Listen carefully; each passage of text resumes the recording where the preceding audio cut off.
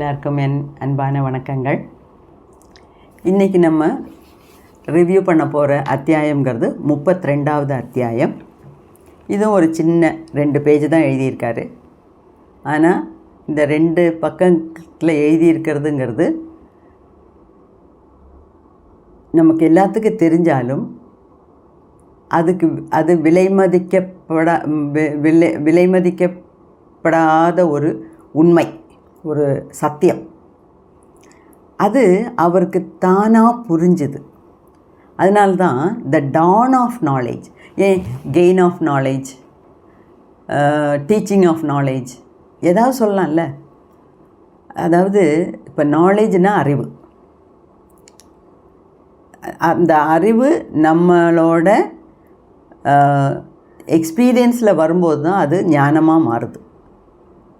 அதாவது இப்போது லட்டு மஞ்சளாக இருக்குது, லட்டு ஸ்வீட்டாக இருக்கும் அப்படின்னு நம்ம தெரிஞ்சு வச்சுருக்கோம். அது நமக்கு உண்டான அறிவு. எப்போ நம்ம அந்த லட்டை சாப்பிட்டு ஓ இதுதான் இனிப்பா, இப்படி தான் லட்டு இருக்குமா, இதுதான் லட்டுவோட டேஸ்ட்டா அப்படின்னு எப்போ நம்ம அனுபவத்தில் புரிஞ்சுக்கிறோமோ அப்போ தான் அதுக்கு பேர் ஞானம்.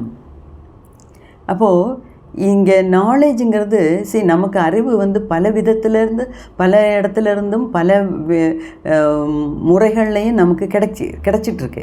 இப்போ நான் உங்கள்கிட்ட பேசுகிறேன், நான் இந்த புக்கை படிக்கிறேன், அது ஒரு அறிவு. நான் அந்த படித்ததை என்னோட புரிதலுக்கு ஏற்ற மாதிரி நான் உங்களுக்கு சொல்கிறேன், அது ஒரு அறிவு. நீங்கள் யூடியூப்பில் கேட்குறீங்க, அது ஒரு அறிவு. புக்கு படிக்கிறீங்க, யாராவது சொல்கிறாங்க, ரேடியோவில் கேட்குறீங்க, டிவி நியூஸில் பார்க்குறீங்க, புஸ்தகத்துலேருந்து நீங்களே படிக்கிறீங்க, அது எல்லாமே அறிவு தான். அது எல்லாமே ஒரு விதப்பட்ட அறிவுகள் தான், இல்லைங்கள.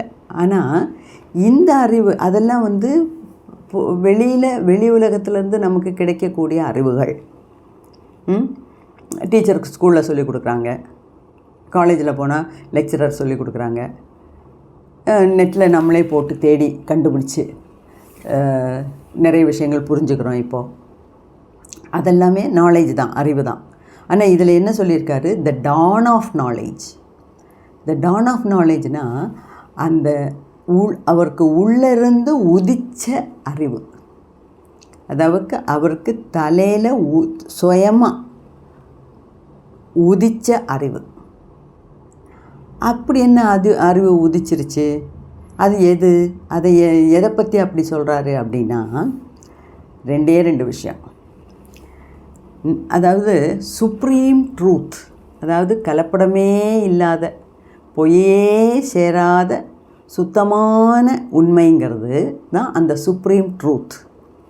அது என்ன அப்படி supreme truth? Witness consciousness. Witness கான்ஷியஸ்னஸ்னால் என்ன? இப்போது நம்ம யாராவது வில் பத்திரம் எழுதுகிறாங்க, வாப்பா ஒரு விட்னஸ் கையெழுத்து போடு. எந்த டாக்குமெண்ட் எழுதினாலும் அதுக்கு அடியில் 2 விட்னஸ் வேணும். அப்போது அந்த விட்னஸ்ன்னு எதுக்கு கூப்பிட்டு 2 பேரை சைன் பண்ண சொல்கிறாங்கன்னா, அந்த விட்னஸோட வேலை என்னென்னா, சரி இந்த 2 கட்சிக்காரங்களும் வந்தாங்க, அவங்க சைன் பண்ணுறாங்க, அவங்களுக்காக எழுதின டாக்குமெண்ட் இது, 2 பேரும் சைன் போட்டாங்க அப்படின்னு சைன் போடுறத நான் பார்த்தேன் அப்படின்னு சொல்லி நம்ம சைன் போடுறோம். அதாவது அந்த டாக்குமெண்ட்டுக்குள்ளே என்ன எழுதியிருக்கு, அது உண்மையா பொய்யா அப்படின்னெல்லாம் பார்க்குறது விட்னஸோட வேலை கிடையாது.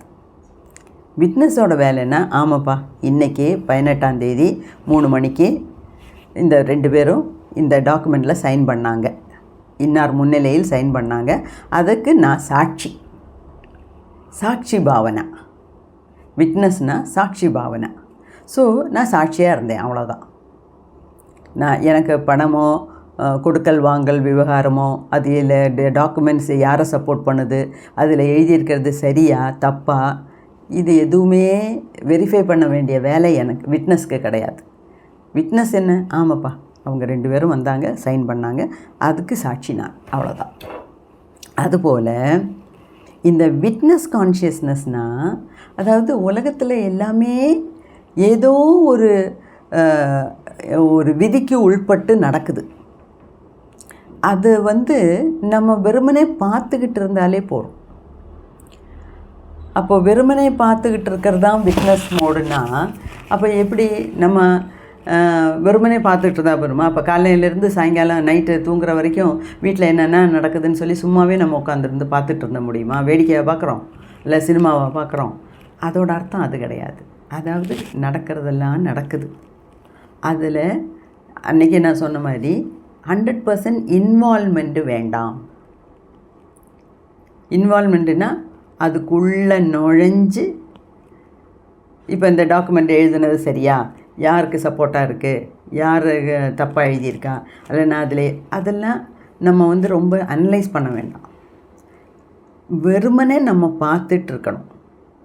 வெறுமனே பார்த்துட்ருக்குன்னா காலையில் எழுந்திரிச்சு பல்ல தேய்ச்சி காப்பியை குடிச்சிட்டு ஒரு சேரில் உட்காந்து அன்றைக்கி நைட்டு வரைக்கும் வீட்டில் என்ன நடக்குது, தெருவில் என்ன நடக்குது அப்படின்னு பார்த்துக்கிட்டு இருக்கிறது அந்த அர்த்தம் இல்லை.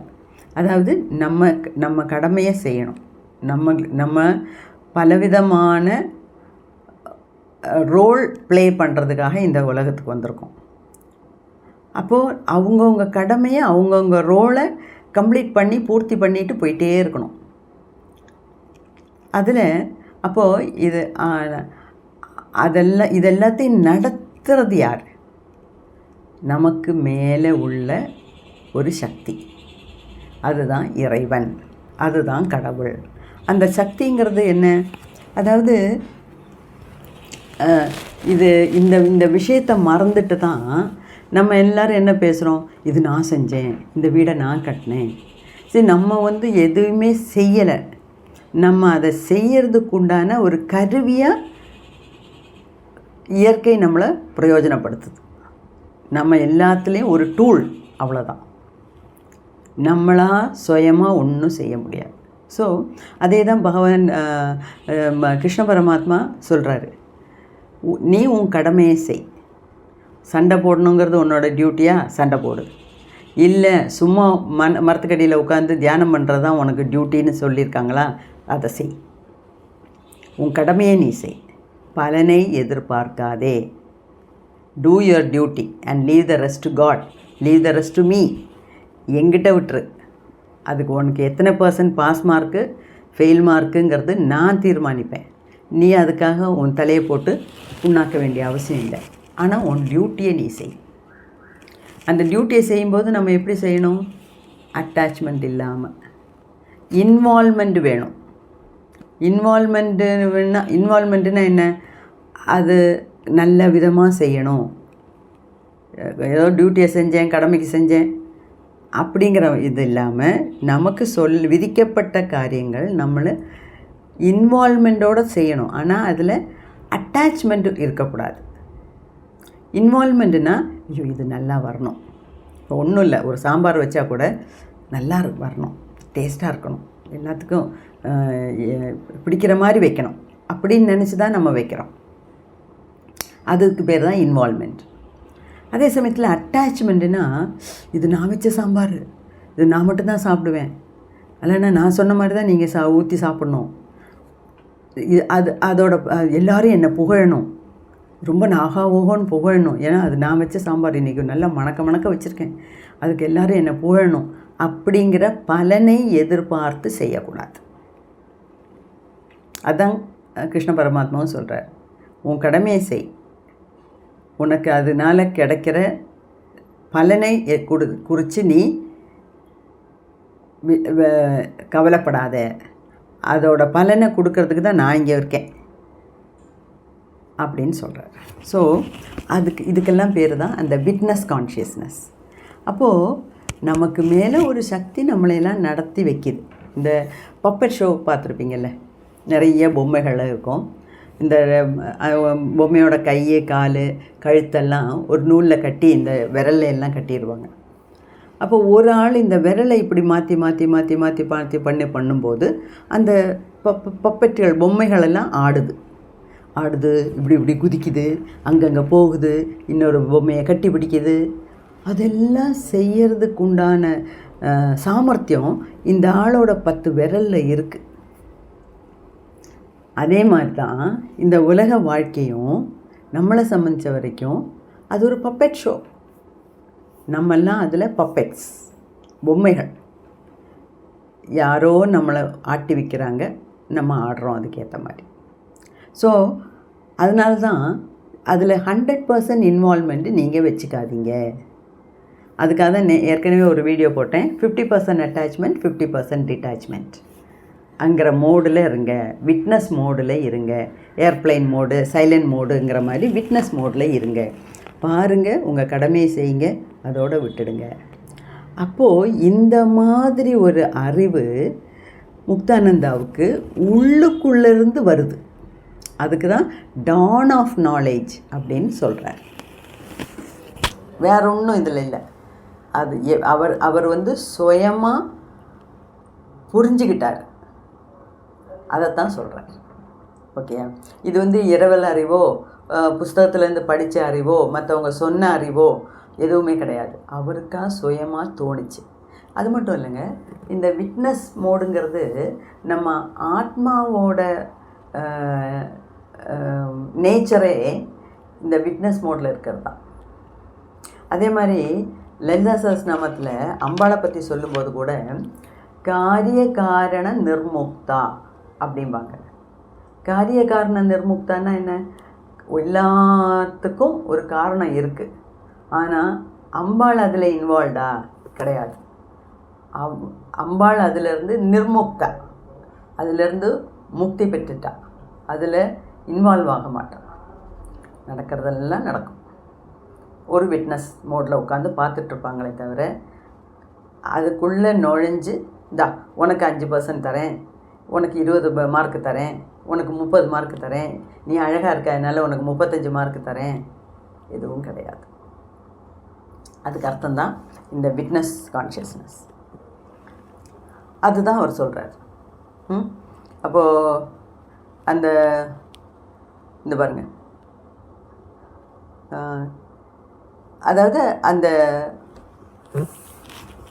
நிதர்சனமான உண்மை என்னன்னா, நம்ம ஆத்மாவுக்கும் ஆத்மாவோட நேச்சருங்கிறதும் விட்னஸ் கான்ஷியஸ்னஸ். அப்போ நம்ம லைஃப்பில் நடக்கிறதெல்லாம் நடக்குது, அது ஏதோ ஒரு காரணத்துக்காக காரியத்துக்காக நடக்குது. அதில் நம்ம செய்ய வேண்டிய டியூட்டியை நம்ம செய்கிறோம். ஆனால் அளவுக்கு மீறி அதிலேருந்து பலன் எதிர்பார்க்காத, அதோட ரொம்ப அட்டாச்சாக இருக்காத. இதுதான் விட்னஸ் கான்ஷியஸ்னஸ். இந்த ஒரு அறிவு அவருக்கு வெளியேருந்து வரல, உள்ளேருந்து வந்தது அப்படின்னு சொல்கிறேன். அவ்வளோதான். இதில் ரொம்ப பெருசாக ஒன்றும் இல்லை. அதே தான் திருப்பி திருப்பி பல விதத்தில் சொல்லியிருக்கார். இது பாருங்க, அதான் மனுஷங்கள்லாம் இக்னரன்ஸ்னால் அறிவில்லாய்மையால் I ate, I drank, I took, I gave, நான் எடுத்தேன், நான் செஞ்சேன், நான் கொடுத்தேன், நான் சாப்பிட்டேன், நான் தண்ணி குடித்தேன், இல்லை நான் சொல்கிறோம். ஆனால் அதெல்லாம் ஒன்றும் கிடையாது. It is the unmoving witness, the inner self, and that is God. அப்போ இன்னர் செல்ஃபுங்கிறது நமக்குள்ளே இருக்க ஒரு சக்தி.